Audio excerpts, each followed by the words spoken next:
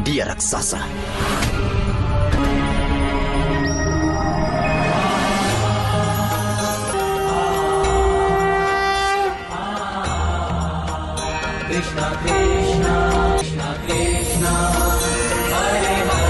Anak siapa ini?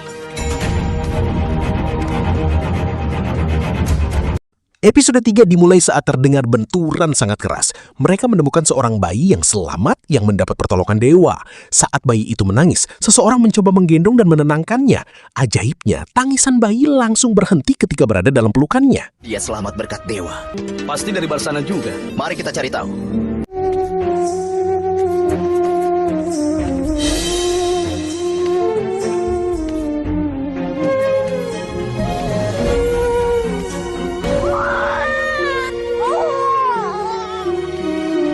Kenapa tiba-tiba dia menangis? Mungkin saja dia ketakutan dan juga merasa lapar. Kau akan membawanya kemana? Berikan, akan kujaga dia. Lebih baik kau cari saja orang tuanya. Kau jaga dia. Dia langsung diam. Kau jaga dia, aku akan mencari tahu. Ayo.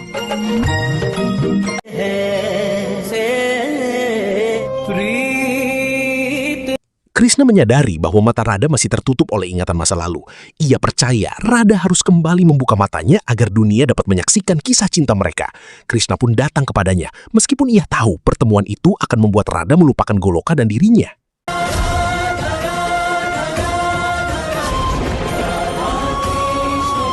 Mata ini hanya akan terbuka saat melihatmu. Untuk menyadarkan dunia, matamu harus terbuka dulu, Radha. Dan untuk itu, aku harus datang padamu.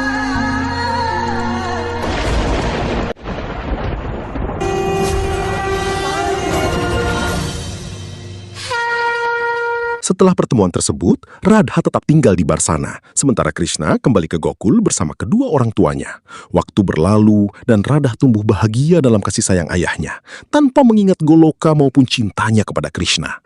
Akhirnya, Krishna mewujudkan janji yang dia berikan pada Radha. Saat Krishna datang pertama kalinya, Radha membuka matanya.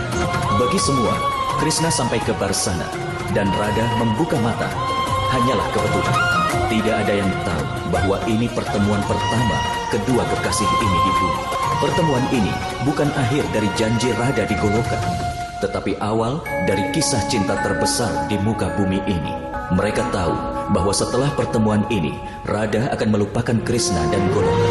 Radha tetap di Barsana, dan Krishna kembali ke Gokul bersama ayah dan ibunya. Waktu terus berlalu, Radha hidup dengan bahagia dalam kasih sayang ayahnya. Dia tidak ingat Goloka, cintanya, ataupun Krishna.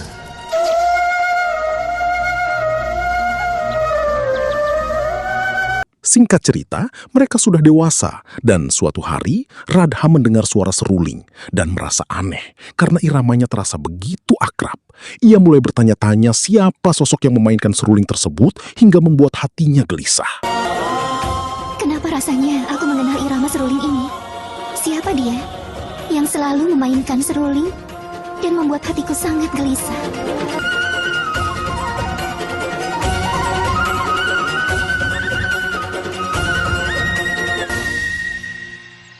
Krishna berbicara dengan kakaknya tentang Radha. Sang kakak heran karena Krishna telah terpisah dari Radha selama 16 tahun, tetapi belum juga menemuinya. Krishna menjelaskan bahwa Radha memang melupakannya karena kutukan, tetapi ia sendiri masih mengingat semuanya. Kenapa, kakak? Karena seharusnya akulah yang bertanya padamu tentang hal ini. Kenapa aku tidak mengerti mengenai jalan pikiranmu tentang Radha, Kana? Kau mencintai Radha, tapi selama 16 tahun lamanya, kau sama sekali tidak pernah menemuinya sekalipun. Kenapa? Iya, aku tahu. Radha melupakanmu karena kutukan itu. Tapi, kau ingat semuanya, kan? Lalu kenapa sekarang kau tidak pergi untuk menemuinya? Sang kakak mengingatkan Krishna bahwa dirinya datang ke dunia untuk mengajarkan arti cinta. Menurutnya, hanya duduk memainkan seruling tidak akan membuat kisah cintanya dengan Radha berjalan.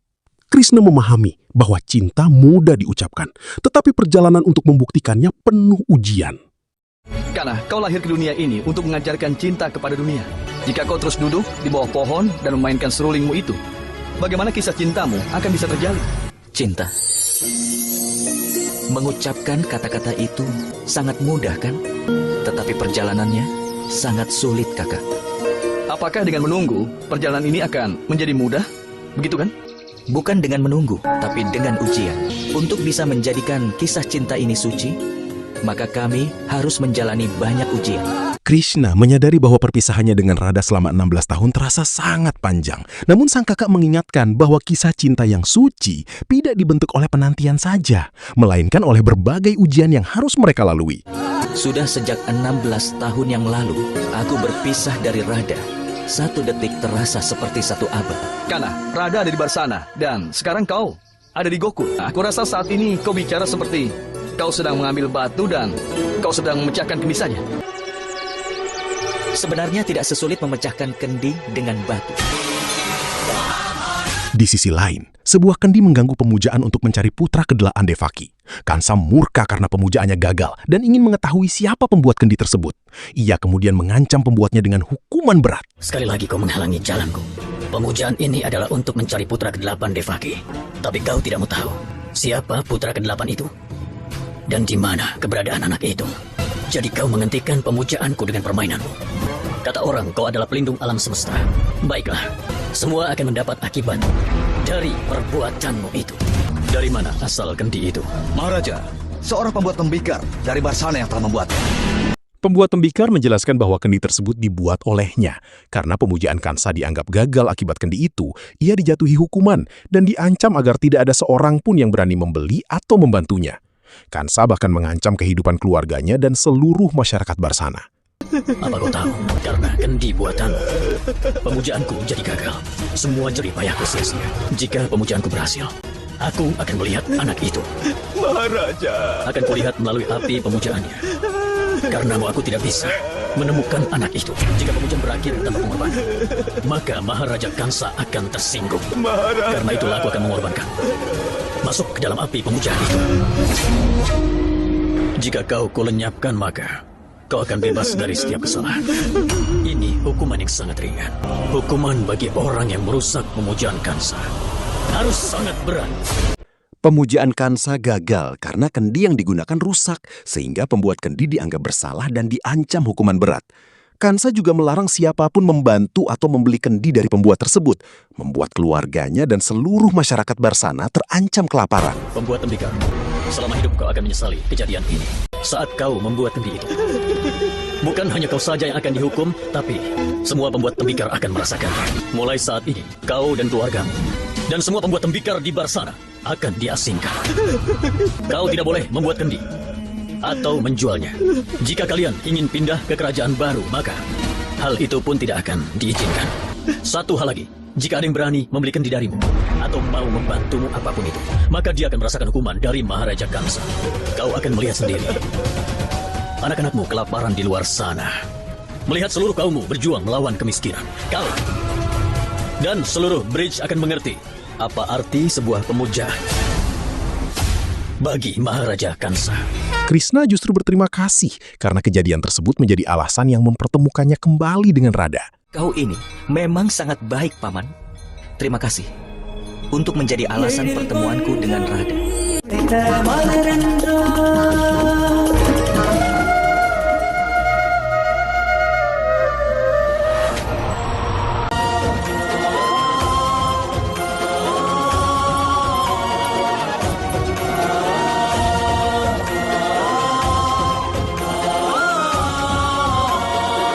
Kakak Krishna menyadari perubahan sikapnya dan menanyakan alasan Krishna ingin pergi ke pasar membeli kendi. Krishna berdalih ingin membantu ayah karena merasa sudah dewasa, tetapi sang kakak tahu alasan sebenarnya. Kana, aneh sekali. Pertama kali seumur hidupmu, kau bilang kepada ayah bahwa kau ingin pergi ke pasar membeli kendi untuk mentega. Bagaimana perubahan besar ini bisa terjadi dalam dirimu? Iseng saja. Aku sudah dewasa kan, jadi aku pikir itu akan membantu ayah. Kau bisa membohongi ayah dan ibu yang lugu dengan perkataan manismu itu. Tapi bukan aku. Kau sok ingin membantu ayah.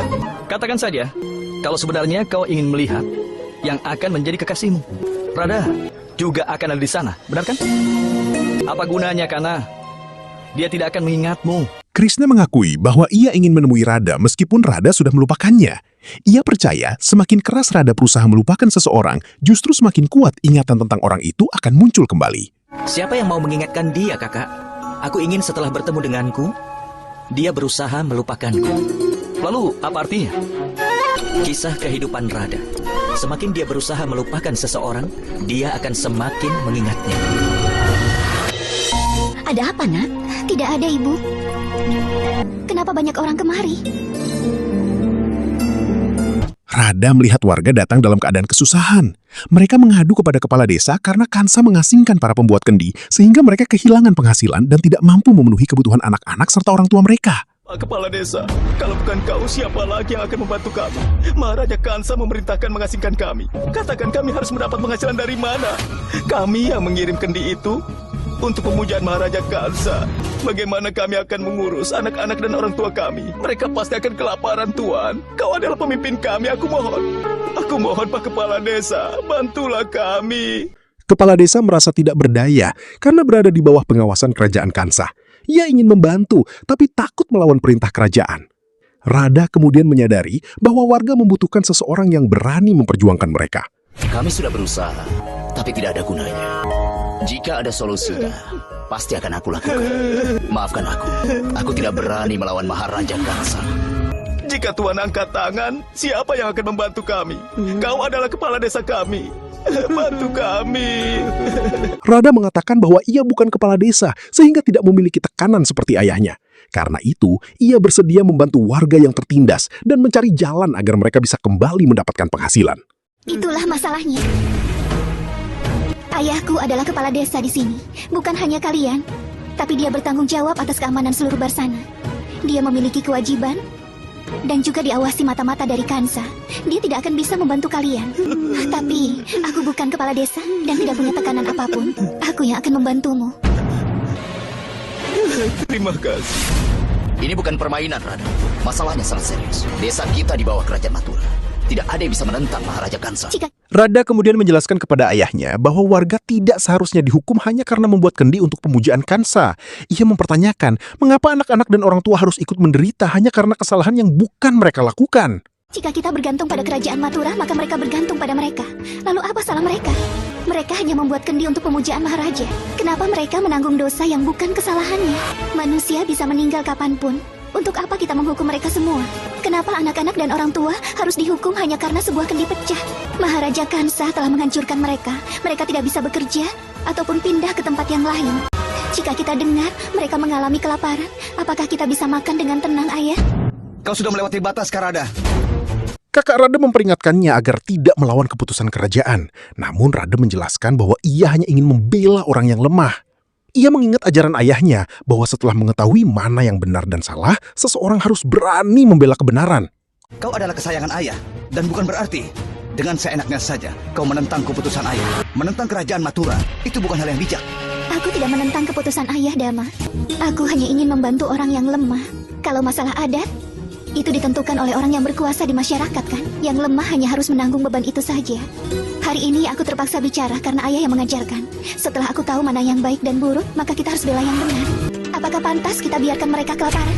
Bagaimana kita membantu mereka? Radha meminta ayahnya mencari cara agar permohonan warga dapat sampai kepada Kansa dan menjelaskan kesulitan mereka. Sementara itu, Radha bersedia menjual kendi-kendi buatan warga agar mereka tetap memiliki penghasilan. Cobalah berusaha agar permohonan mereka bisa sampai kepada Maharaja Kansa. Kita bisa menjelaskan kesulitan mereka dan mengubah keputusannya.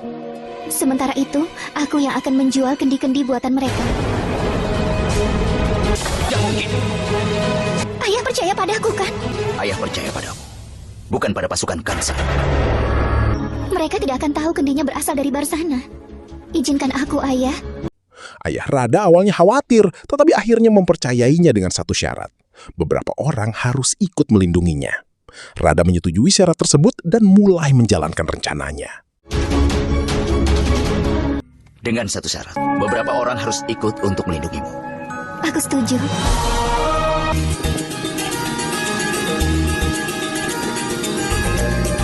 Radha dan wanita tua membicarakan kendi-kendi yang akan mereka jual. Mereka menyadari bahwa nilai sebuah benda bukan hanya dari bentuknya, tetapi juga dari niat dan pikiran baik orang yang membuatnya.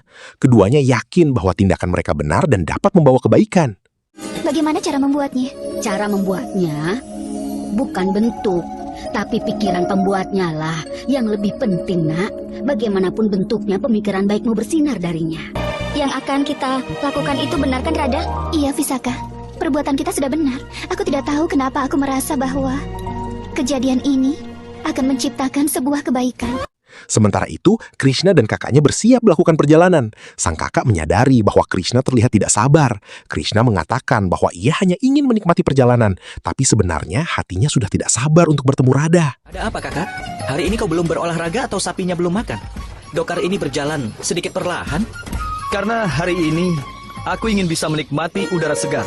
Kenapa kau sudah tidak sabar untuk bisa segera sampai, Kana? Inilah pengaruh dari cinta, Kak. Air sungai mengalir jauh hanya untuk menemui samudra. Tapi saat samudra sudah mendekat, sungai tidak bisa bersabar lagi. Aku tidak bisa menunggu lagi. Dalam perjalanan, kereta Krishna melaju dengan cepat, berlari menuju pasar. Sementara itu, Radha pun semakin dekat dengan tujuan mereka. Krishna bahkan menggoda kakaknya agar tidak menghalangi pertemuan sepasang kekasih yang akhirnya akan dipertemukan kembali.